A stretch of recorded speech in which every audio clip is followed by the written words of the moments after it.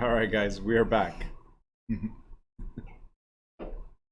sure you guys scan in. Yeah, but you need to know agency very well.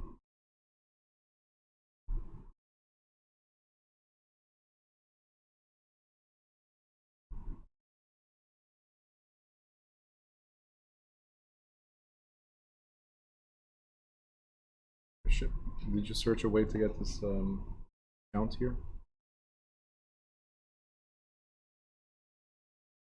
The count. You count. Oh.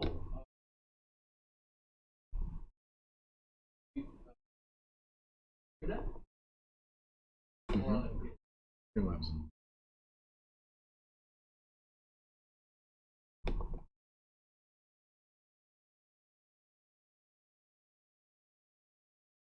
Believe me.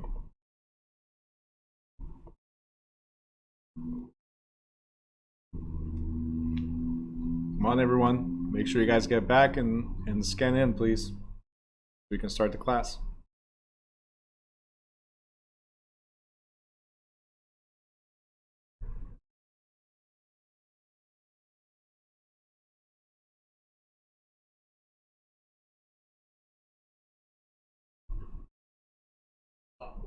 I don't feel like I don't see. But it is a YouTube. Actually, it's on their website.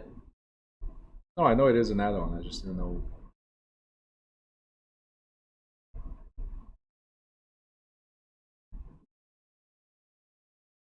Oh, click Add Source. Under widgets, it should say Viewer Account. Source.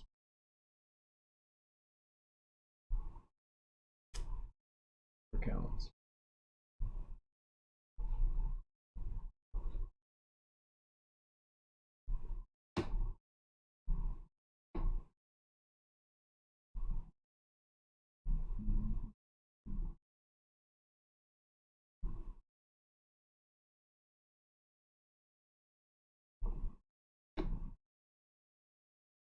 I don't think that's correct.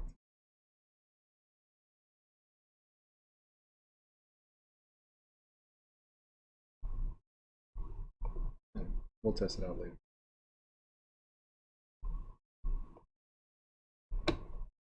Because according to this, it says 20 people. Oh, 4 people watching. Okay, there you go. Maybe. It combines everywhere that you're shooting to. So Zoom and YouTube. Cool. All right, so we got 4 people watching on YouTube. Hey, everybody watching on YouTube. Welcome back. We got people watching from the car. Hey, everybody watching from the car, Brenda. Gilbert, come back. Let's do this. Stephanie disappeared. She went to check on the next room with the garbage bags. With a can of Raid. Taking care of the roaches with a blowtorch. That's it. All right. So, New Jersey brokers regulations. Now, a lot of this stuff, again, we already talked about in previous chapters. So, brokerage. Who can tell me what brokerage means?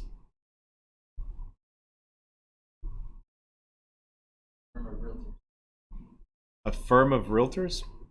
No. Brokerage. I'm not talking about real estate. I'm talking about brokerage in general. Brokerage.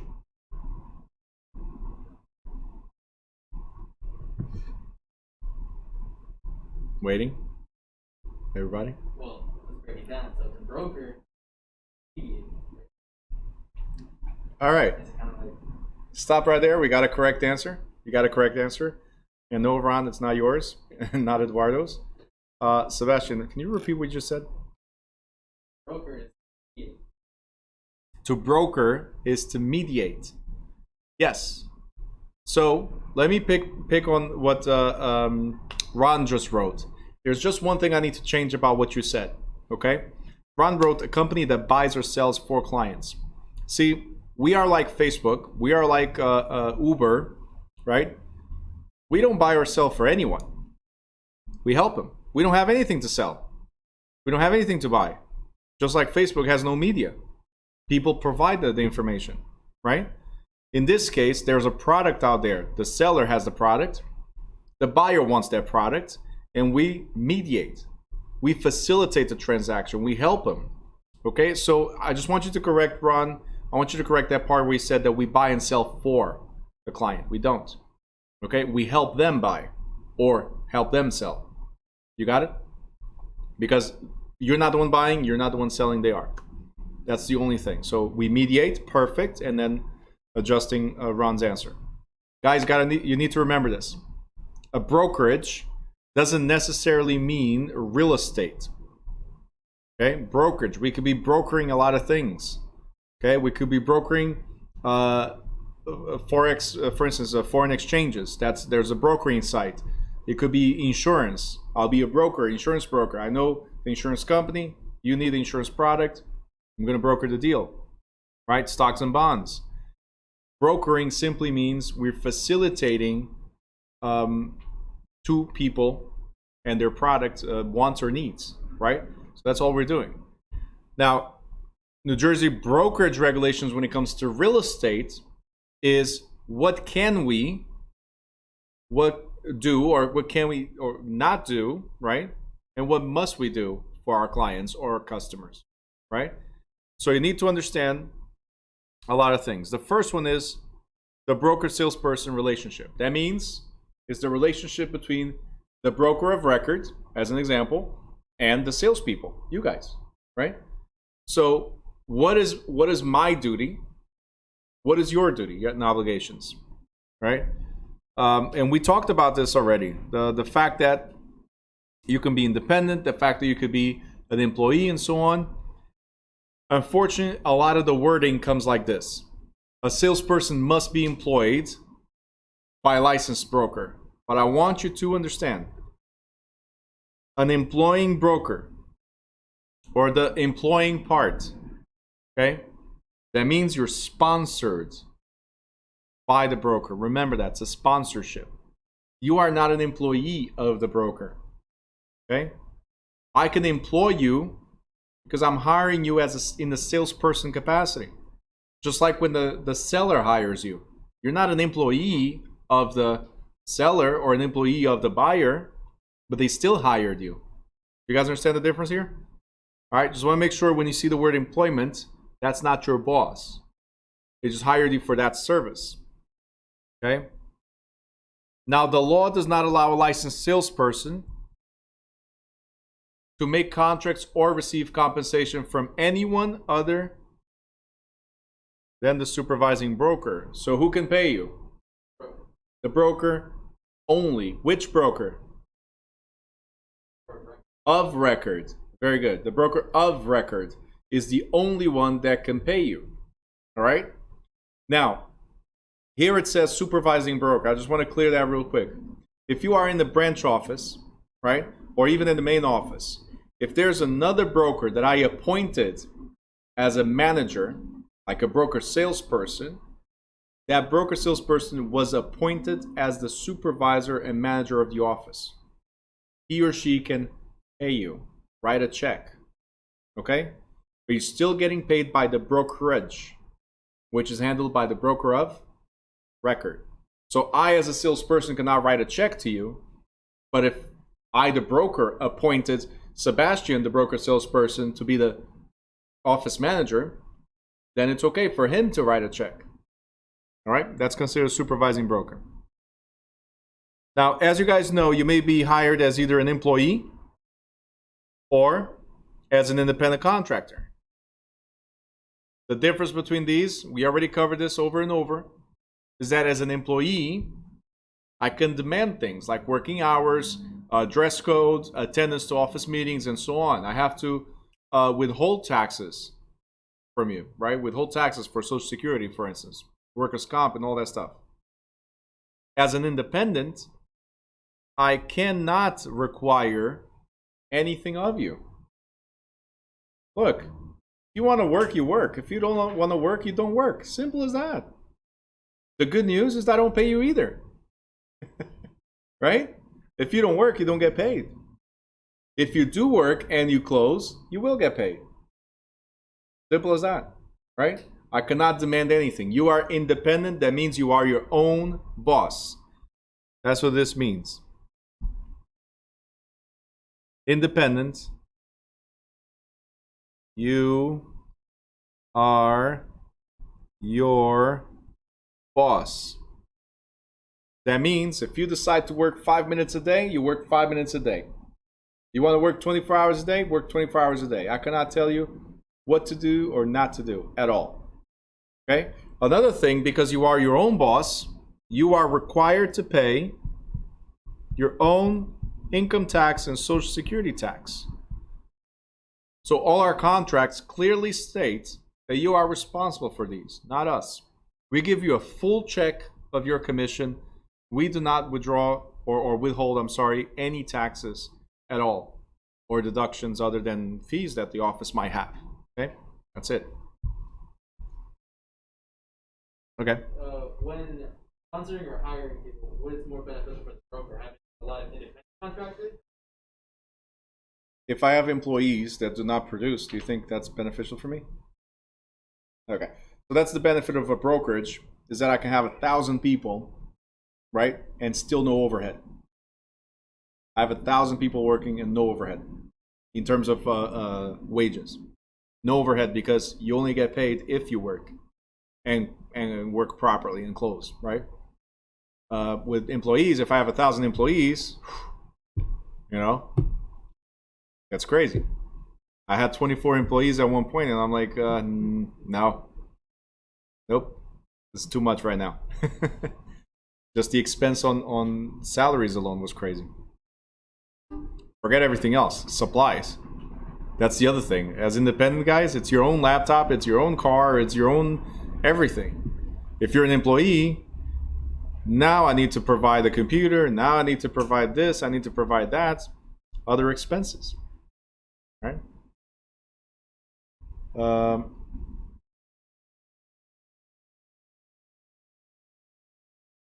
Mohammed, you're not reaching that 90%, man. We're gonna charge you $5 for this. Go ahead, check in real quick. Quick.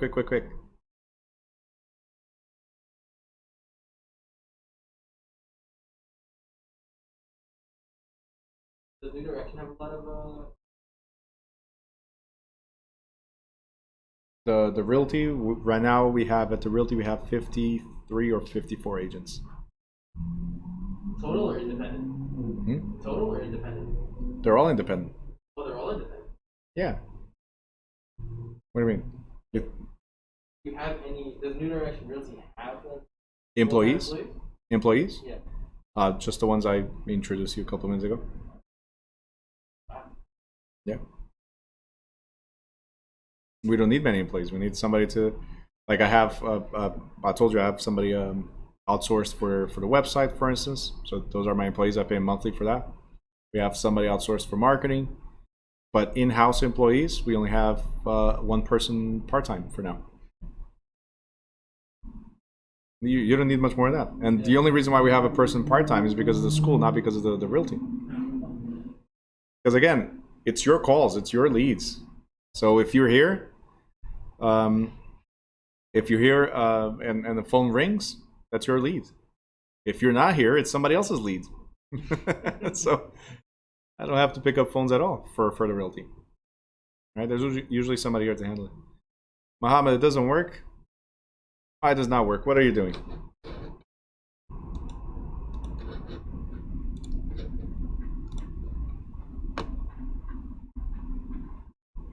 You don't have to show me the phone. Is that an iPhone? It's an iPhone? Just want to know, because if it is, that's your first problem.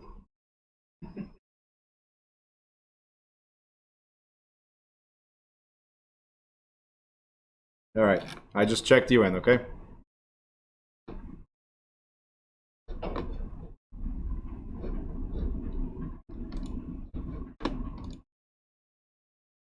You're asking why that's your first problem?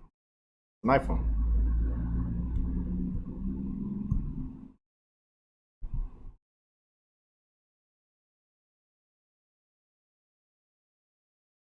Bite that apple and leave it on top of your counter and see what's going to happen.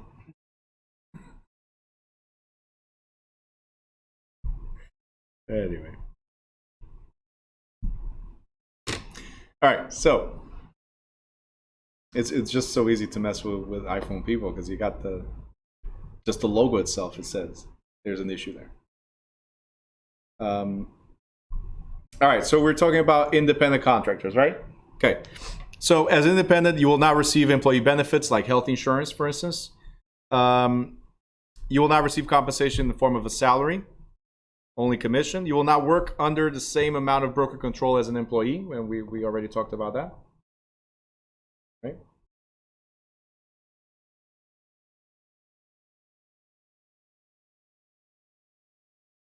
Got 4 people still watching. Okay, cool. YouTubers, you guys watching, if you have questions, just type them in the YouTube chat.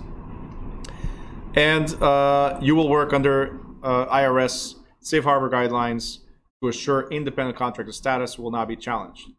Now, guys, there's a huge advantage to being independent. Huge advantage to being independent. It's the tax deductions. As an employee, you cannot deduct barely anything, right? Your travel to work, you cannot deduct, right? As independent, you might be able to deduct the taxes. I mean, the traveling and other things, business cards and stuff. Brenda says screen looks blurry for me. Does it look blurry for you guys? Blurry? No. Just you, Brenda. Sorry. Ask your mom on YouTube if it looks blurry. All right. Before a salesperson or referral salesperson can begin working for a broker, okay, they have to sign what's called an employment agreement. Now, this employment agreement is the one that's going to determine your compensation rate. The employment agreement is the one that says you're on a 70-30 split, or you're on a 60-40 split, or you're in a 100% split. But then here's the fees, right? So before you work for somebody, you need this. It's key. Also, that agreement, Dahlia says it's clear on YouTube. Perfect. Thank you, Dahlia. Also, that agreement stipulates up front that when there's a closing and a check is received to which you're owed a portion of the check, they have to pay you within 10 business days. Okay? So it's not like, hey, the closing just happened, call me in about 3 months. No. The broker has to pay what's due to you within 10 business days. You can actually mark on the calendar, right? 10 days from now, I'm getting paid, right? And a lot of people do that, and right away they book their vacation, they buy the new car, they do so many things like, hey, I'm getting a check. Your first paycheck at least, please. First paycheck, reinvest. Don't start spending, reinvest. Put it into marketing, put it into something that will better you. You need a new phone? Get your new phone if your phone's acting up, right, Mohammed? Upgrade. Compensation rate. The compensation rate, this right here, the third one, I call this the prenup clause. Prenup clause. All right, does anybody know what prenup means? What is a prenup? Prenuptial agreement. Pre is before and nup, you don't know? Nope, I don't know. All right, Andrea M gave me the right answer. There's a lot of people who tell me something different. It's a contract. All right, now, Andrea M, is a contract for what? What type of contract is this?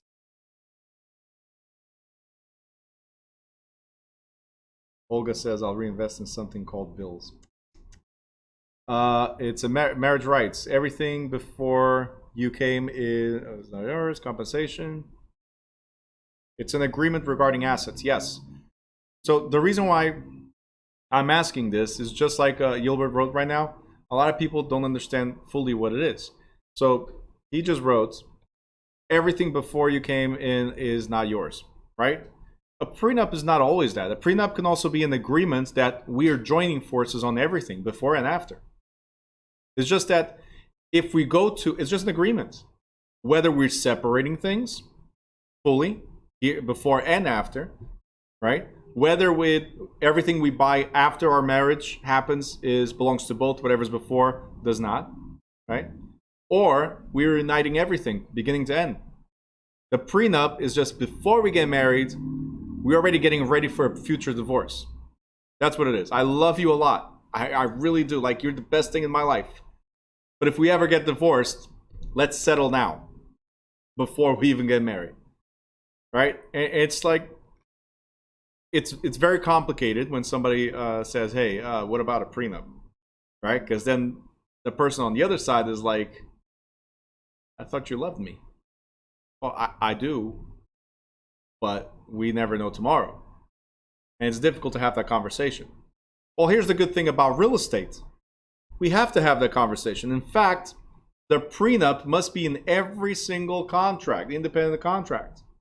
So before you join the agency, I have to explain to you, if you ever leave us, like, we love each other right now, that's why we're joining forces and becoming a salesperson, right, at this office.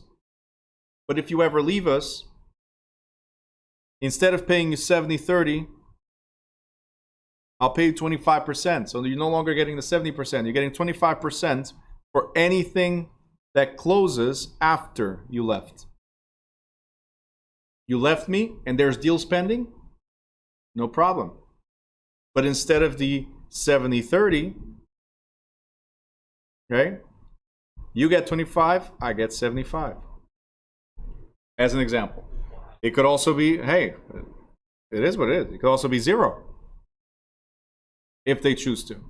But they have to let you know up front how much they're willing to compensate you if you leave. Okay? It's that trap. That's what it is. The prenup is like that trap. Like, I know up front what I'm getting into. If I leave, I lose that. If I stay, I'm not happy. Right? And sometimes, believe it, sometimes people stay in that agency for years and years and years just because of this. Yep. Gilbert says it's not complicated at all. Okay. I'm glad you had the, easy conversations regarding that. Marriage is a business also. Yep, Andrea. Marriage is a business. It's a partnership. Right? It's a partnership. And that's why I like LLCs, because the partnership that marriage is, it extends to your personal stuff. So if you don't have enough to satisfy the debt or whatever the agreement is with the other person, you might have to sell stuff in order to pay them. You're going to what? You're going to put your dream car in your LLC? Great. Make it a lease and you can deduct almost 100% of that payment. There you go. Oh. But I didn't tell you that, right? Okay. I just came up with a really good idea. Gilbert says bad business at that. Lost you on that one. Anyway, but LLCs turn everything into a business, and you can write off almost everything except your marriage. You cannot write off your marriage. Just letting you know. But or maybe you know what? Maybe you could. Maybe you could turn your marriage into an LLC. Husband and wife, right? Husband and wife. We're not husband and wife. We're partners, and we're deciding right now running this as a business, beginning to end. I love you, but we're not married. Never know. Hey, Lula, what's up? Lula says, I passed my test. So awesome. Congratulations. You are very welcome. Very good, very good.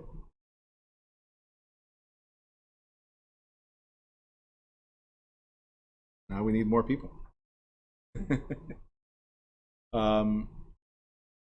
So make sure you get your license activated, Lula. Now's the time. Now's the time. A lot of good things are coming. All right, Eduardo, nupcias is a word in Spanish relative with getting married. Yep, neutral. There you go. Off question. Best way to create an LLC? What do you mean? Best way. Like, what is the best way? There's no best way. Like cookie cutter best way. The best way is, what do you intend to do? Do you intend to do owner draws, or do you intend to have a salary? If you intend to have a salary, you need to have an S corp.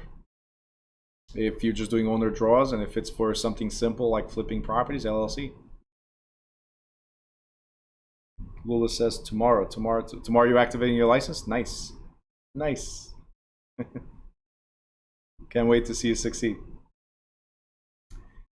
Gilbert, flipping houses depends. I put every house in its own LLC, but then I have a holdings company, an S corp, for salaries, employee salaries, owner employee salaries. So it depends on what you're trying to do. That question is best for a CPA based on your current situation. If you need a recommendation of a good CPA for real estate flipping, I can give you that contact. You want the mic? I'm gonna charge you, man. Start charging for these things. Unrelated questions, seriously. Go ahead. So it was for the same thing. So for every home that we're trying to get an LLC for each different one. You know, I'm still reading up on it, see what's the best way. Or somebody can do it online, and like somebody can go, straight to the city hall and start creating stuff like that. But not sure yet. Not City Hall. You can go to the Secretary of State online. Yeah. Everything is online. So you go to New Jersey business registration. You Google that, and it takes you straight to where you need to go to open LLC. But you can open it up for $125, and then you pay another $50 to get your certificates. But make sure you know what you're doing. That's why usually I tell you to talk to CPAs. Make sure you know what you're doing for the purpose of your business and what's your ultimate goal. All right, because to open up LLCs to hold a house, $125 all day long, no problem. But then you say it again. Where do you go for that? Are you using a website, or are you using? Just Google New Jersey business registration, and it takes you straight to the Secretary of State, because that's where you register. Or if you want to register in a different state, like Delaware, Nevada, Wyoming, great states for protection and tax benefits, then you can use Inc. file, Corp file, or something like that, or File Inc., something like that, and they charge you like $350 to do the job. But anyway, again, we go back to the same thing. It depends on your objectives, right? If you don't know where you're heading with this business, start off with a simple LLC, or consult with a CPA. They'll explain the tax consequences with each one and guide you on what you need. And again, your situation is different than mine. So I can give you advice on what I'm doing, right? It might relate to you, might not. Still consult with the professional in that area, okay? Or in that field. But if you need, I can give you the guy's contact, the one that I use. All right, so we covered that. Supervision, oversight. You guys know it's the real estate commission that supervises you. Compensation, we just talked about it. Now, on the next page, so this is page 415. Guys, if you have any requests for referrals, send a message to me on WhatsApp so I can send it to you, the contact. Because then once I close Zoom, that's it. I lose the chat. So anything that you want to ask me that's outside of the class, WhatsApp, okay? All right, if the broker has met all the terms of the contract or listing agreement and the transaction does not close,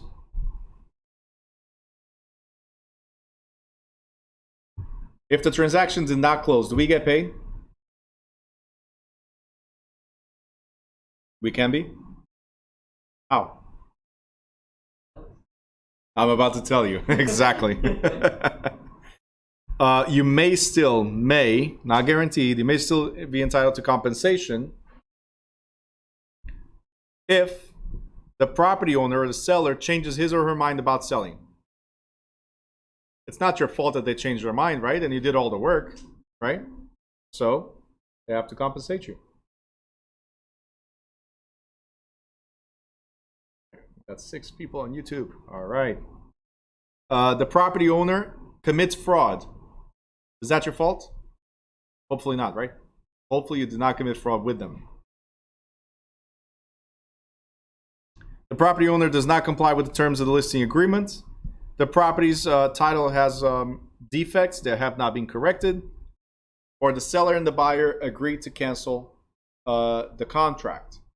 So if it's something that's not your fault and you did all the work, right?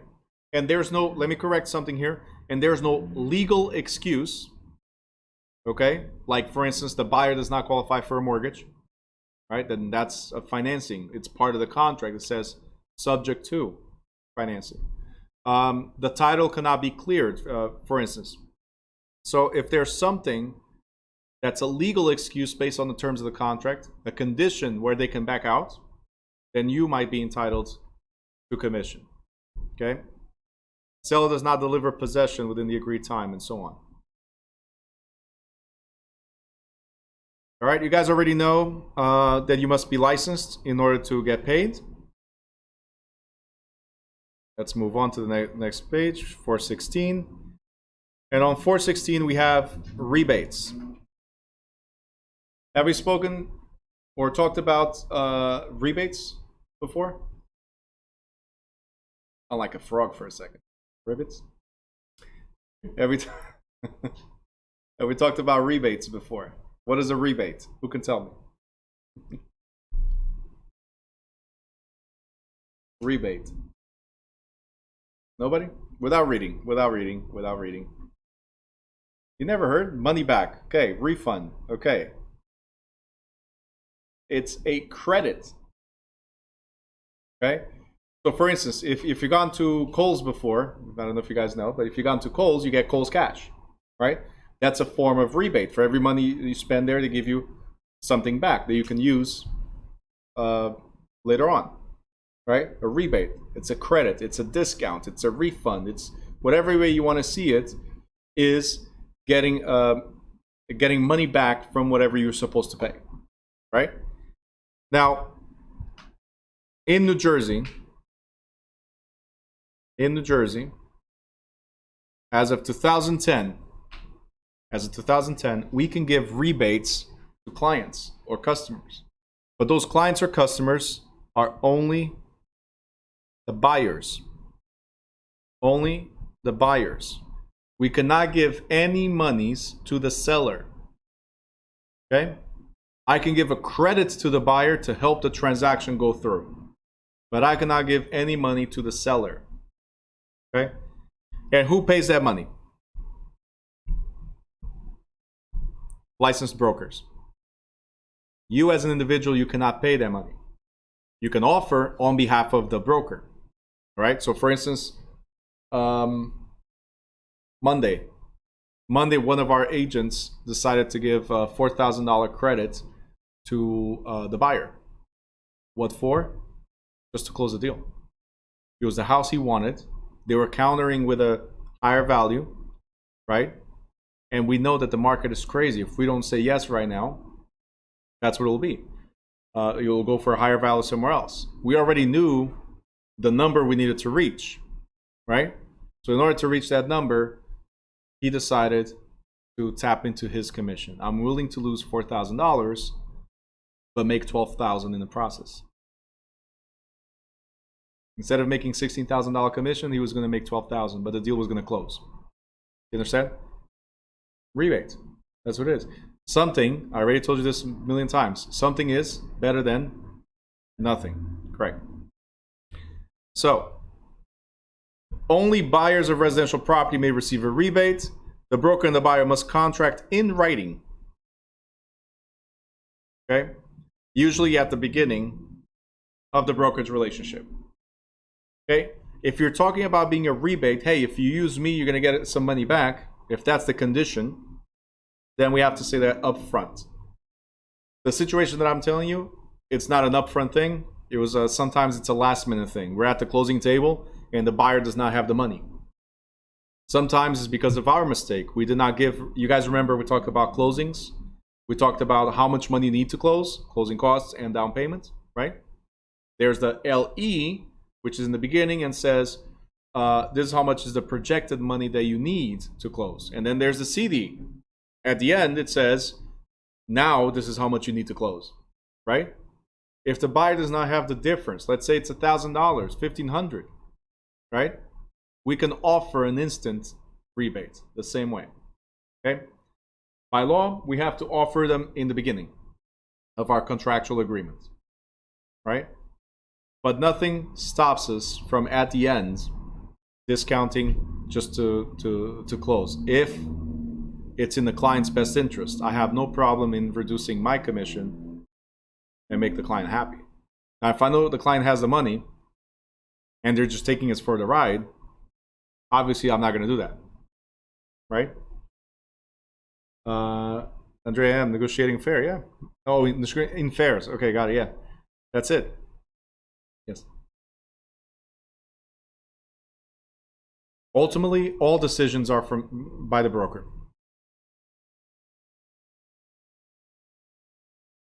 It's not what? The salesperson? No, I can be at the table. I'm the salesperson. I can be at the table and say, okay, let me see with my broker if it's okay. You can suggest, right, which I wouldn't do. I would call your broker first. Because the moment we start suggesting things, guess what people want? Right? If I go to you and say, hey, would you like a free meal? A lot of people will be like, hell yeah, free meal. Like, okay, let me check with my broker, see if it's okay to give you the free meal. Aw, you just offered it to me. Now I want it. Isn't that what people do? As soon as they hear free or discount or whatever, they jump at it. So check with your broker first if it's okay. And by the way, that's what I told our realtor on Monday. He was telling me about his intentions and what he told the client. I'm like, oh, all right, we got no problem in reducing the $4,000, but you need to talk to your broker because he's the one writing the checks. And depending on the brokerage you're in, if you do something like that, it comes out of your cut. It comes out of your cut. You're supposed to get 70% of the $16,000. Out of that 70%, you take your $4,000 that you're giving to them. Yeah. Some brokers are like, don't touch my commission.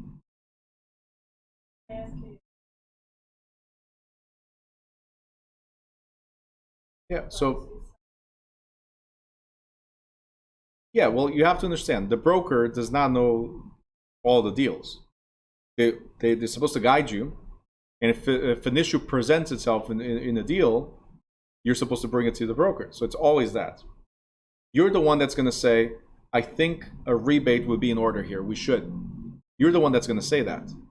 The broker will not know that something is going on unless you tell them. You got it? But yes, ultimately, no matter what, it's the broker. Okay?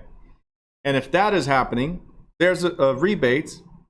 It must be disclosed to all parties, including mortgage lender. Any money, guys, you need to remember this. Any money that's part of a transaction must be disclosed to every single party. If you remember the CD, the closing statement, it shows every single cent that's part of the transaction. Can we say money under the table? No. Can we say, hey, for the purpose of closing, to make this happen, we'll take $4,000 and then you give it to us later? No. We're giving it, that's it.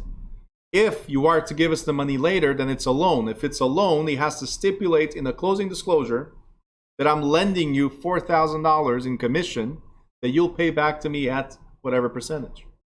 So I have to disclose even that. Okay? Every money, yes.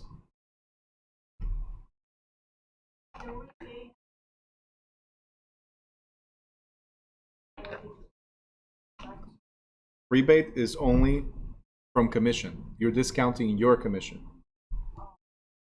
out of the total monies. Crazy, right?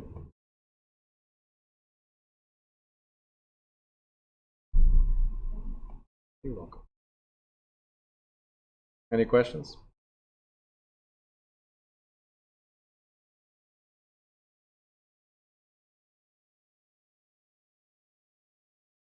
Questions? All right, we're good with rebates. Who can get a rebate? The buyer. The buyer. Who can give the rebate? The broker. Period. Okay, so remember that, because there might be a question in a school or state exam that tries to trick you into giving a rebate to the seller. You, the salesperson, giving a rebate to the seller. So both of those are wrong. Okay, and the answer is only a broker. Only a broker right here. This would be one of the answers. May provide a rebate, and then right in front of it would say to a buyer. Only a broker. Okay. And the other question that you might have related to rebates, if anything, is that the rebate is a credit that reduces the commission, and it's payable at closing. I'm not going to give you money up front. I'm going to give you money at closing.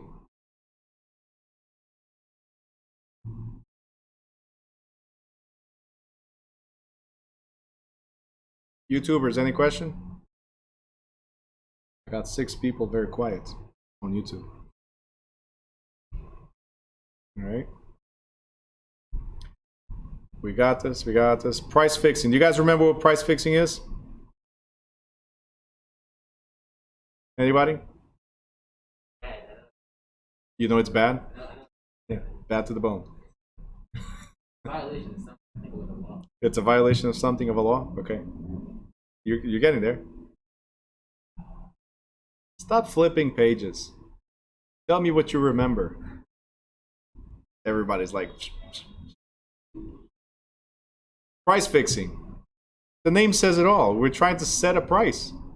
Price on what? On your services.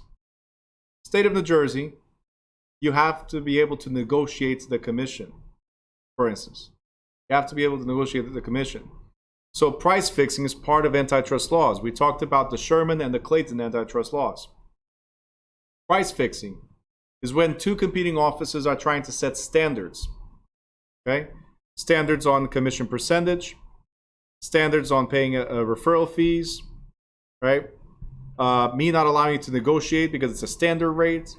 Imagine I show up at your door and I say, hey, would you like to sell your house? The commission is 7%, right? There's nothing wrong with me saying 7%. But once you tell me, well, Bruno, 7%, can we do 5? Can we do 4? Can we do 3? And I say, nope, it's standard across the board, 7%. That part is illegal. Me trying to force you into something that doesn't exist. It's illegal. 2 competing offices trying to set standards is illegal. Okay? That's price fixing. You guys remember that now?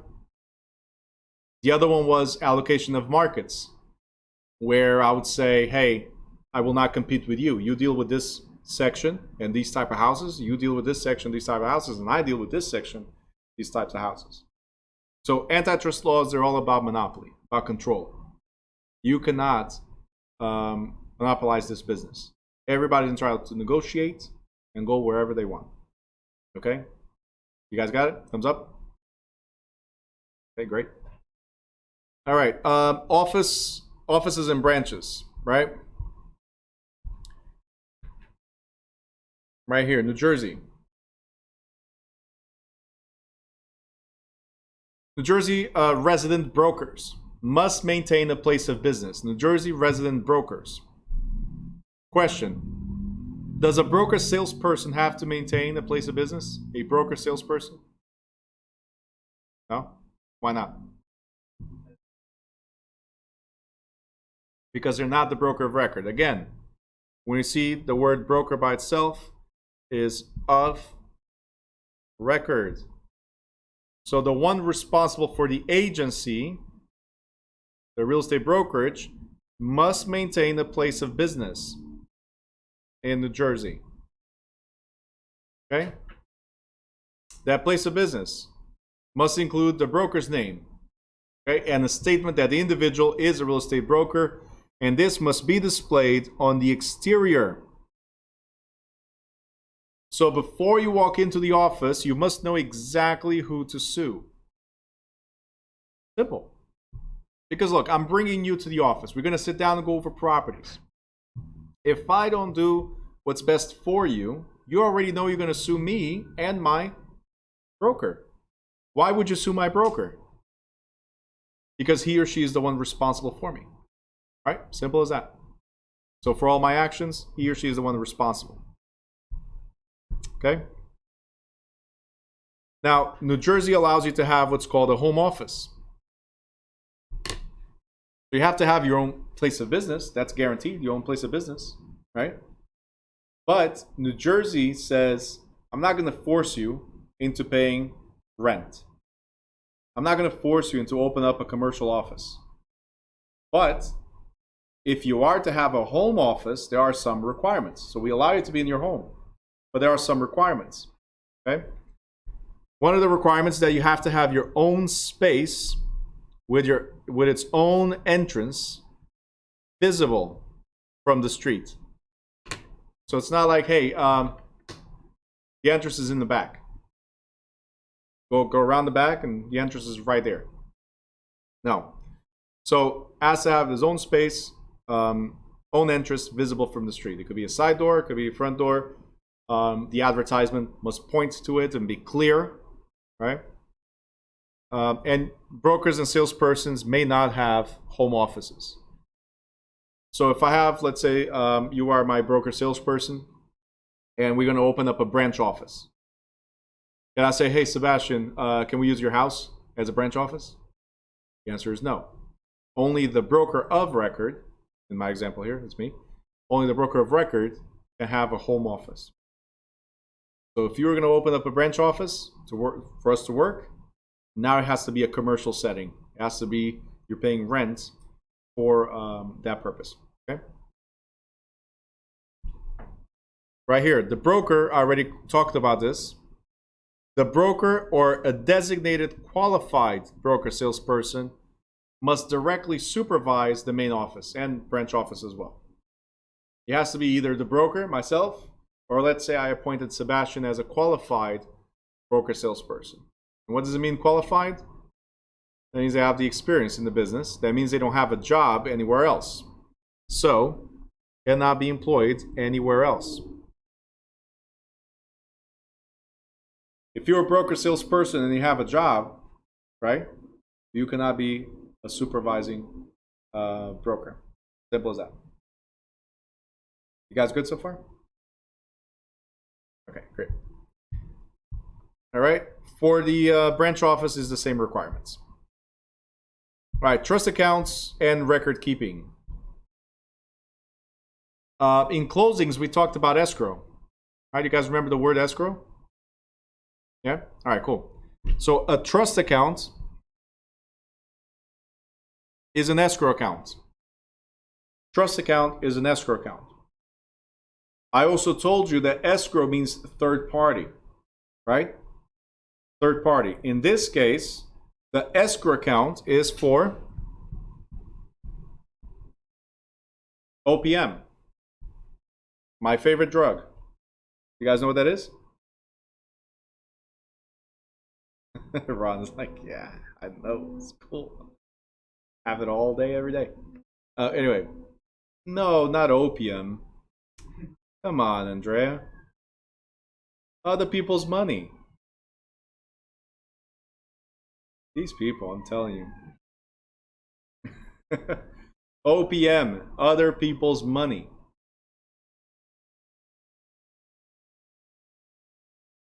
Anyway. So, other people's money, when they give you money as a deposit, you'll never forget it, I'm sure. When they give you money as a deposit with an offer, for instance, right? Lula just answered, other people's money, that's right. So, I'll put an offer. With that offer, I'm going to give you a deposit. That deposit is $5,000. And you deposit into your business account. The answer is no. Can you deposit into your personal account? The answer is no. So you have to deposit it into a separate account. It's called a trust account or escrow account, and it's to hold other people's money. Okay? Yes.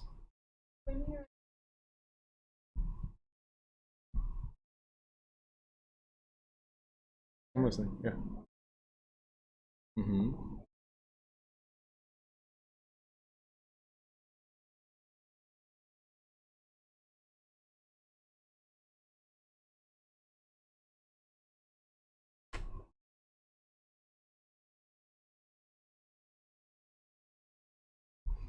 Very good question. Right at the bottom. So, oh, actually, sorry. My bad. That's something else.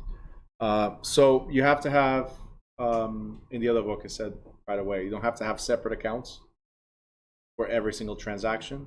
But one of the things you have to have is careful books to make sure you identify what belongs to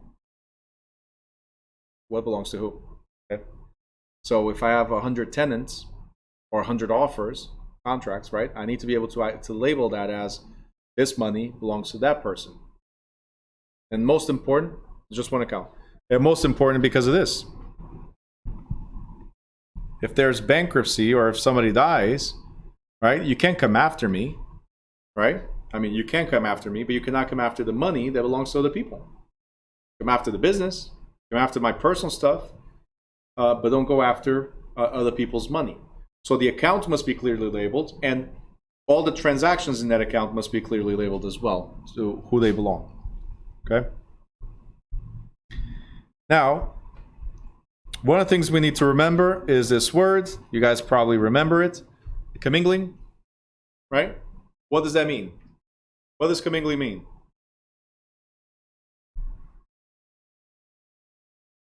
Opposite.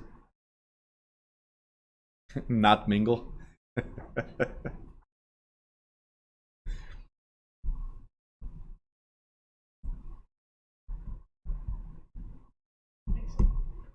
Mixing. Funds. Now, which funds are we mixing? Other people's money with our money. So if you deposit that money into your own account, personal or business account, money that belongs to the people, that is called commingling, right? So one way to avoid it, so Dahlia and Olga, correct? One way to avoid it is to deposit into the escrow account, and the commission says you have 5 business days to do so. In order to avoid commingling, you have 5 business days to deposit the money into the account. Okay? Very, very important. 5 business days to deposit into the account. So, guys, real quick, if I give you that money on a Thursday, right? I'm going to give you the money. We're going to put an offer together. I'll give you the money on Thursday, right? When must you deposit by? When must you deposit the money? I'm going to give you the money on a Thursday. When must you deposit? Andrea M says same day. Gilbert says Thursday. You say Thursday. Really? Until Thursday, Wednesday. You guys are all wrong.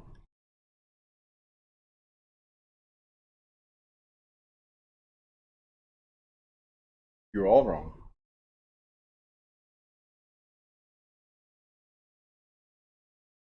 Are you the broker? Oh my God. You didn't pay attention to the question. Shame, shame, shame. Oh yeah. Only the broker or the designated manager can deposit the money into the account. Salespeople cannot touch the account at all. Olga says, is there a holiday? Oh boy. Shame, shame, shame. All right. So, if you gave that money, if you received that money, what must you do immediately? Give it to your broker. That's it. All right, cool. Do you guys remember a word called conversion? Conversion. So we're talking about commingling. Do you remember conversion? Comes back? Nope. That's reversion. Yes. Say louder.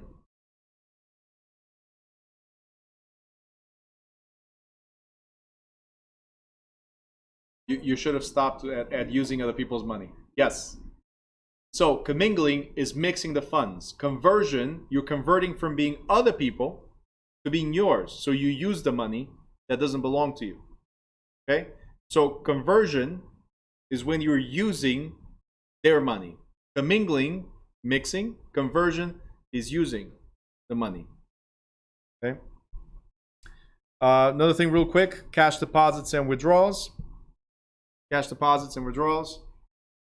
If there's any deposit of $10,000 or more or any transaction of $10,000 or more, it must be reported to the IRS. All right? So I'm going to give you $10,000 right now with the offer for 120 Main Street, right? And what are you going to do with that money?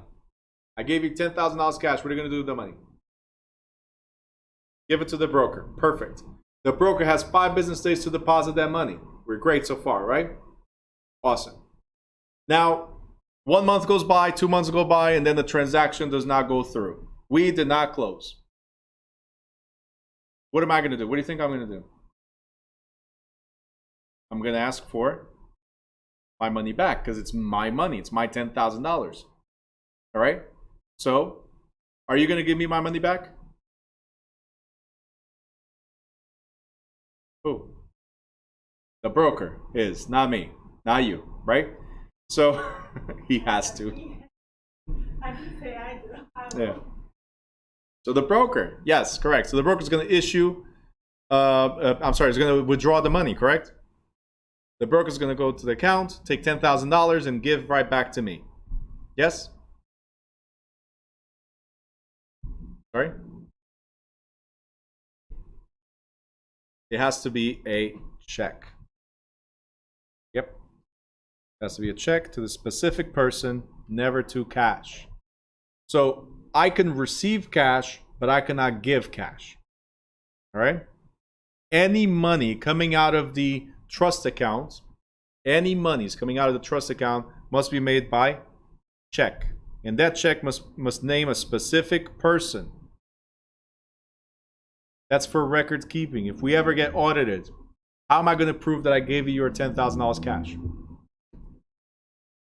Cash doesn't have a money, it doesn't have a name to it. There has to be a check, something that could be traceable. Receiving the money, not a problem. I just give you a receipt, that's it. But giving you money, there's no proof. Okay? You must keep records for 6 years. Broker must maintain these and any other related records to trust accounts for 6 years.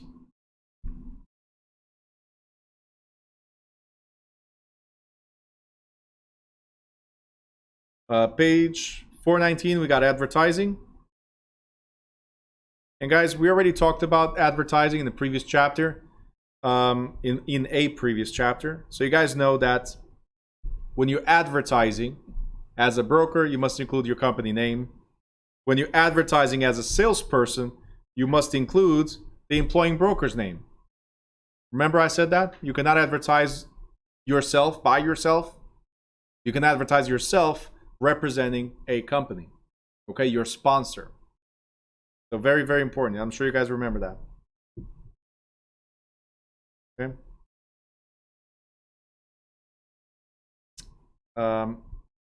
Towards the bottom, it says here, ads must designate the geographic area or municipality where the property is located.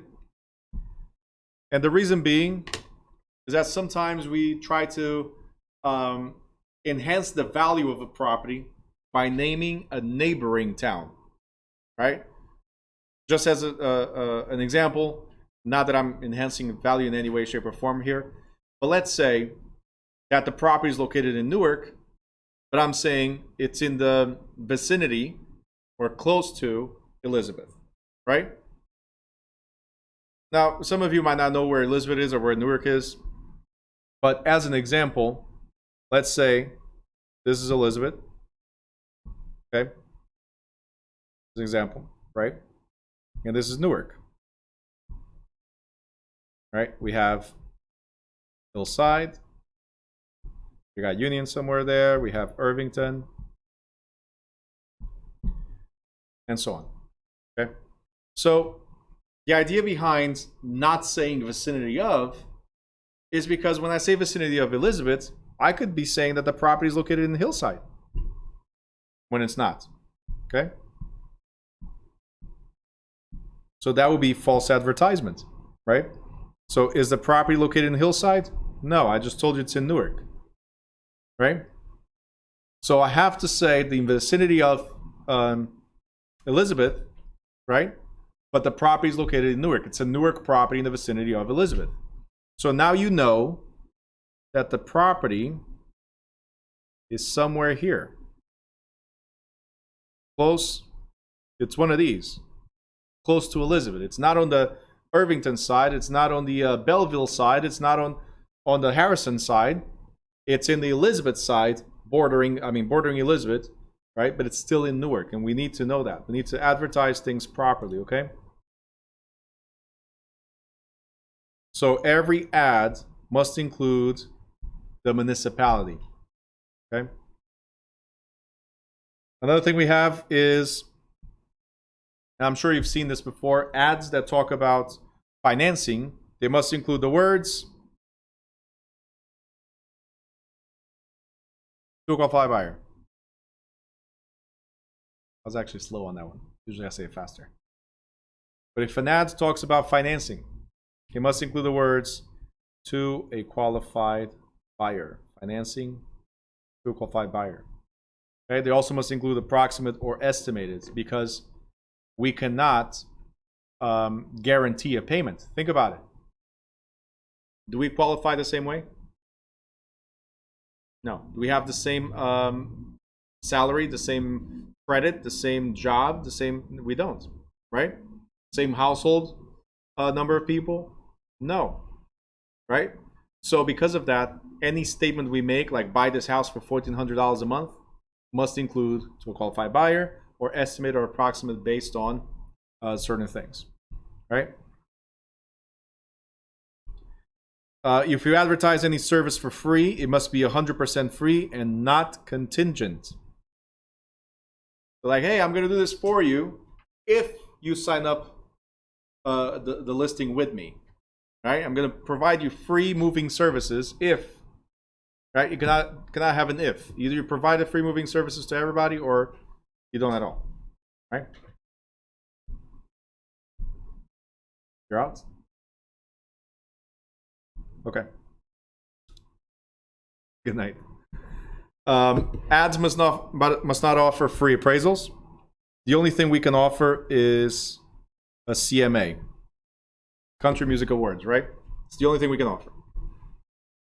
What happened? Oh, I am right, I know.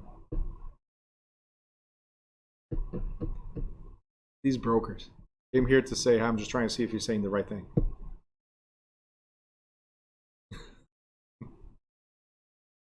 That's why I'm the director of the school, okay? He left. Huh? I know. He said that the other day to an agent. I was talking, and he goes like, hey, I'm the broker. I'm like, okay, and I'm the director. All right.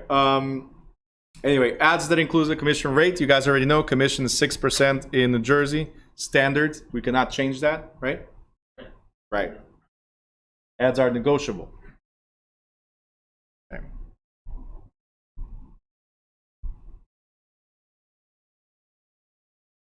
All right. Real quick. Interstate Properties. What does interstate mean, guys?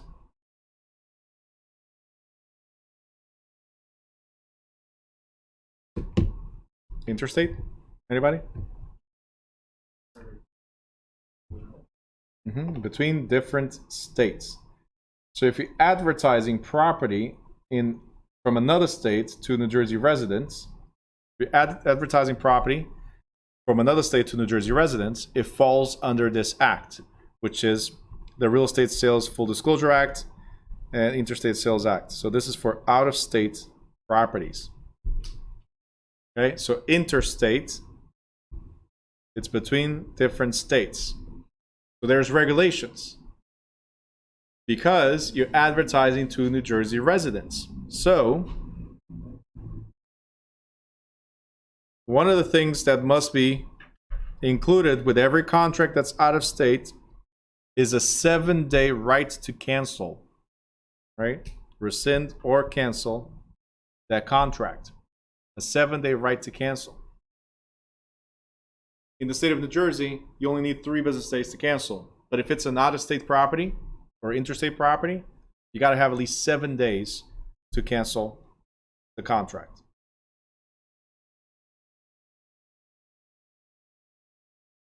All right. Another thing we have, we are now on page 421, matching the day. Page 421.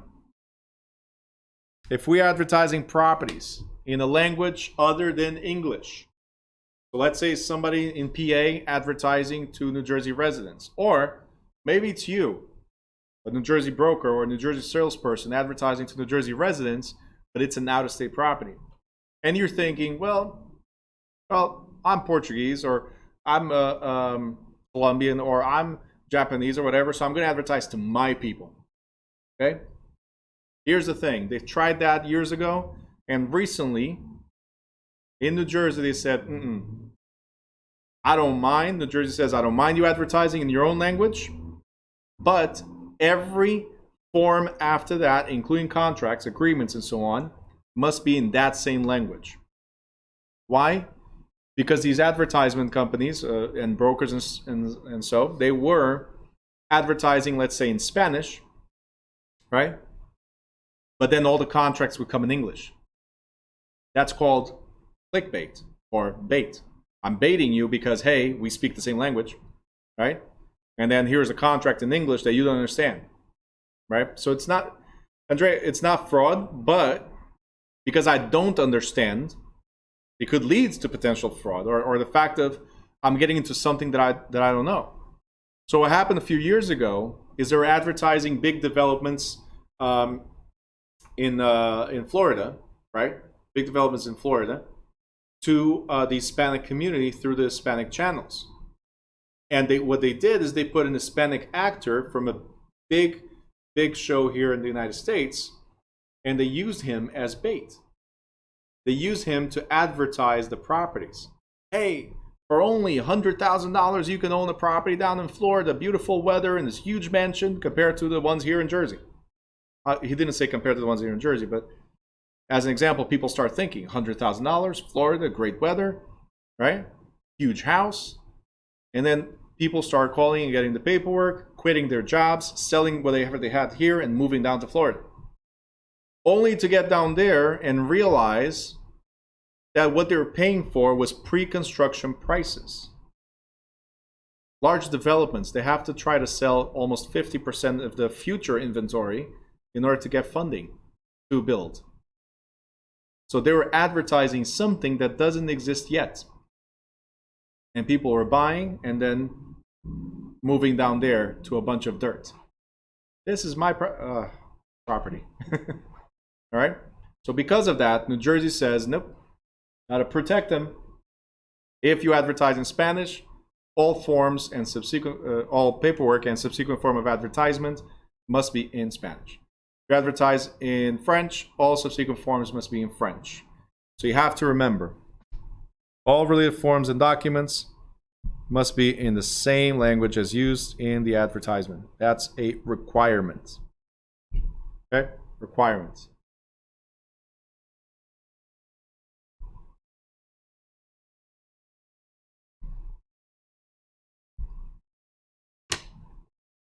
All right.